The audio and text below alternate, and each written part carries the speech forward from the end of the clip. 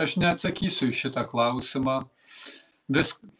Problema arba esmė yra tame, kad viskam turi būti politinė valia ir kažkas valdo procesą.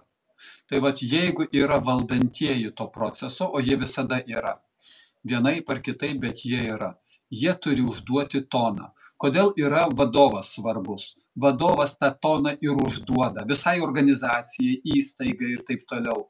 Vadovas pasako, vat taip mes dabar elgsimės. Ne viską gali jisai sužiūrėti iki galo, bet bendrą kryptį tie žmonės žino ir užtat nuo tos krypties labai daug priklauso. Aš dabar čia kalbu filosofiškai ir plačiai, ar ne, apie mūsų valdžios kokį toną. Ir vėl pakartosiu, banalius žodžius, kurie nubanalinti, ar ne, bet jie esminiai. Moralė ir padarumas yra šio pasaulio dimensija.